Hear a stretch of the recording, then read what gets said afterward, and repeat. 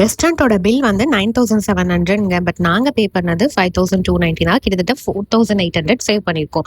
எப்படின்னு வீடியோ ஃபுல்லாக ஸ்கிப் பண்ணாமல் பாருங்க. சொல்கிறேன். ரீசெண்டாக அந்த பார்க்குக்கு லஞ்சுக்காக போயிருந்தோங்க. புஃபே தான் ஆஃப் பண்ணியிருந்தோம். ஃபர்ஸ்ட் என்னோட எக்ஸ்பீரியன்ஸ் எப்படி இருந்ததுன்னு சொல்கிறேன். And then will talk about the bill. I feel that இன்னும் நான்வெஜ்ல கொஞ்சம் வெரைட்டிஸ் வச்சுக்கலாமோன்னு இருந்தது. ஸ்டார்டர்ஸில் ஒரே ஒரு சிக்கன் சில்லியும் அண்ட் தென் ஒரு ஃபிஷ் மட்டும் தான் இருந்தது. வெஜ்ல salad, sandwich, pita bread and dahi bonda, 2 to 3 varieties of potato starter. இங்கே தான் என்னோட ஃபர்ஸ்ட் டைம் சூஷி ட்ரை பண்ணேன். எனக்கு பிடிச்சிருந்தது. It was good. பட் ஹஸ்பண்ட்க்கு சுத்தமாக பிடிக்காது.